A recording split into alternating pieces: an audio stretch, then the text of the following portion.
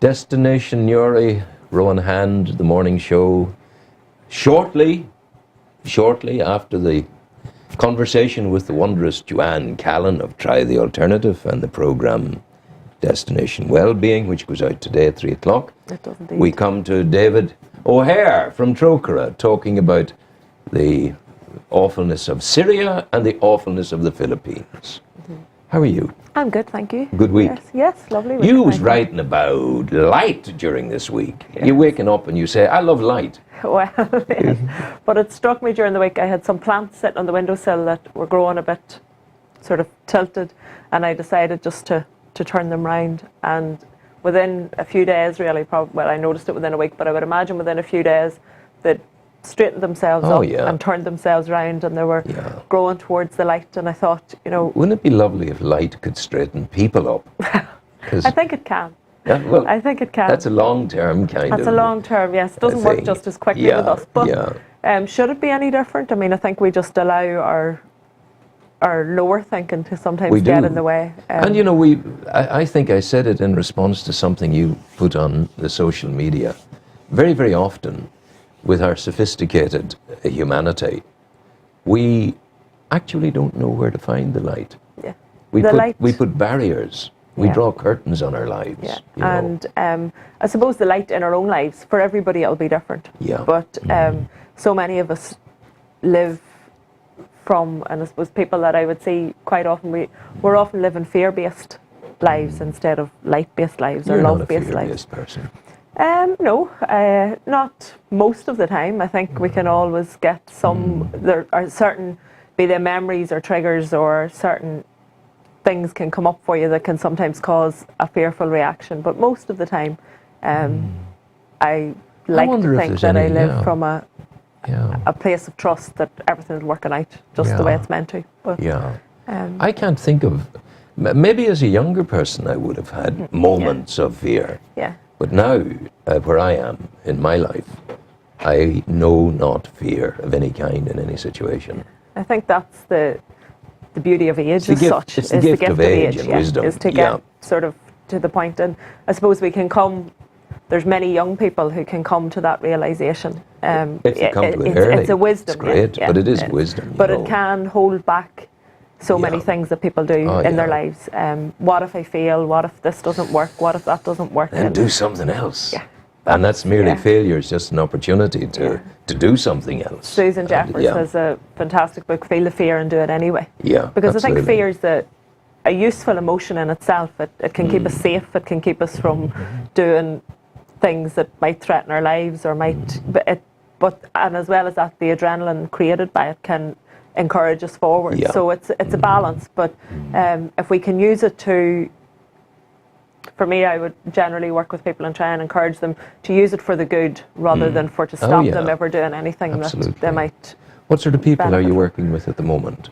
Lots of children. Yesterday I started... You have a propensity for these little creatures of noise and happiness. Yesterday I had about 40 children in Clog School. Sweet Jesus. Clog 40 children. And all shouting? No, thankfully not. All very nicely relaxed by the end of their session, so hopefully their parents had nice relaxed evenings. But also with an awareness of how often they say to themselves, I can't, I'm no good, I'm stupid, I'm silly, I can't draw, I can't play music, I can't... so many, again, back to the same thing, we often live where we're familiar. The most familiar words that we use are, I can't do, I can't do, I can't do. And I hear people, I castigate my colleagues at times. If somebody lifts the phone, he's making a call. Hello, Joe, it's just me, John. The word just is so inappropriate because there's no just about it. You are the product of your whole DNA process. Yeah. You're the product of your nature and a product of your nurture. Yes, so you should be proud of that. In Downton Abbey on Sunday evening they made reference to that. What is Downton Abbey? It's, is that a Coronation Street with castles? Well, it's a family. How would we describe Downton Abbey? But it's a period type drama. But they made reference, one of the people walked in and said, "It's only me," and the Countess said replied, exactly the same as I've said. Pretty much the same. I've always thought. You see, that's I'm secretly aristocratic. Aristocratic, and You would a know diamond that, fan. wouldn't you? Yeah. Totally, You would know that. You'd spot you'd that. suspect that. Yes. There's he's going to take our photograph. Smile for him. photograph. Hello, Smile Dee. for him. How are you? How absolutely spiffingly wonderful. He's at least he's warned us this morning. He Some did, of the shots he that did. he's caught. Yeah. that I've seen over the last few weeks. My trouble is that I talk quite a bit with my face and my eyes. So when I'm That's caught, all right. Oh yeah, when you're in I'm caught frozen motion, he's gonna shoot again. Yeah, he's going again. He's got us. You've been talking to a friend of mine. I taught Wayne Denner in 20 years ago in Uri Institute, as it was then. Yeah. And he showed promise then, and the promise has been fulfilled. Yeah, he's doing really well, and he's doing great work at the minute. Mm-hmm. Next week is anti-bullying week, and a lot of the schools have a lot of work going on around bullying.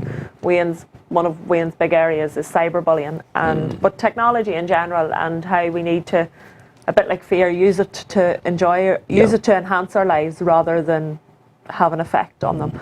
And just as I was coming in there, I caught on the news that the new, and I'm probably going to get this wrong, but the new Sony PlayStation type thing that's coming out, gaming console, they reckon that the game shops, or as GameStop, one or other of them, have more units sold per site in Ireland than in any of the other countries that they've stores. My goodness. So I think are we becoming a nation of cyber kids? Cyber kids, I think, but I presume quite a few, not only are the console children, they're adult toys as well. They really, and I'm probably increasingly more so, and I would be of the belief that they should be adult toys rather than necessarily children's toys, because some of the games are much more advanced than what maybe a child should be. And I thought it could get no worse than Coronation Street. Oh, I think it can. I think Coronation Street might be a safe bet at some stage. But yes, so we're talking this afternoon just a little bit around raising some awareness on just maybe encouraging people to think about technology and what impact it is having, and what the long-term effects can possibly be, whilst being able to embrace. I mean, even the show this morning's gone out because of technology. It is. So it's not that it's all bad, but it's moderation, I think, is key in everything. And yes. That's wise. I know I leave some wine at night. I don't drink the whole lot. Yeah. Which is nice. I leave a customary 1/11 for the fairies or whatever. Which is very, very good. Very good. The way forward now, in terms of people's mentality, one of the ways forward, of course, is Buddhism, and we've talked about it in the past. Yes. And we have, did I tell you, we have the monks you invited me along of Rinpoche's coming in. Is it the 27th? I think it is. I think, something of the month. And we'll be there. There is a modest requirement of wearing your robes on that day. Yes, you put that one into me as well. And that'll be okay. So we'll be doing that. We'll be coming robed with the monk Rinpoche, and we will be doing a little chanting. Shall we do a chant at the moment just to chill our day a wee bit? Yeah. You like that? Yeah. And if you're at home, if you're relaxed, and the idea is to fill, normally we breathe in and fill our manly chests and womanly bosom with the air of life. But today, we're going to fill, as we ought not to do normally, our bellies with air as we breathe in, and then our chant will come from the belly up. Isn't that right? It was interesting yesterday when I was with the children, I was getting them to do some deep breathing, and the first few exercises, it was very noisy and very... Yes. and red faces and all this sort of thing, and then we gradually got them brought round to kind of slowing it down. But when I first suggested it to the primary fours, a few of them sort of automatically sat in this position, and I was looking at them and saying, where did you get that? And I would say there was about 10 children in the room who were sitting like this, which was not the angle I was taking with them. I just wanted them to count in and out, but they were sitting like this and sort of legs crossed and very Buddhist-like.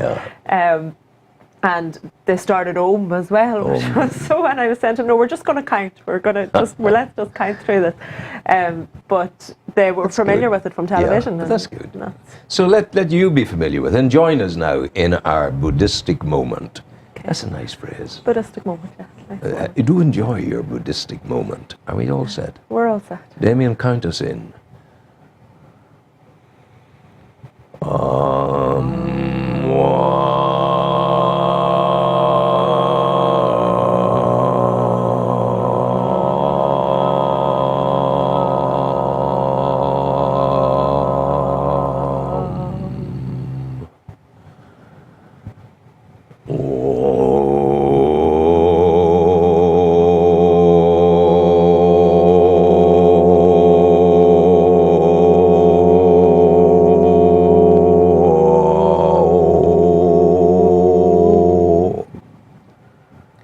We'd offer that up for the people of the Philippines. Yes. It's been terrible, hasn't it? It's an awful tragedy, yeah. And I think that they were talking just today about how the aid has been quite delayed in really getting to the people that need it. And now obviously but you know the awful thing, I'm going to say this, Joanne, there's an awful thing going on. Some of my colleagues in the media, they're out, the first day it's the disaster. That's what the pictures are. The second day, it's the people suffering in the disaster. The third day, the news desk in London is saying, right, what's happening? Is there any looting yet? What are they doing? What's going on? It's not getting through, is it? So they immediately inject into it a negativity into the coverage. Yeah. And that happens all the time. It happened to me first 60 years ago, when I was 55 years ago, when I was in the King Street office of the Irish Independent in Belfast, where I was the reporter. And there was 2 shots fired in West Belfast.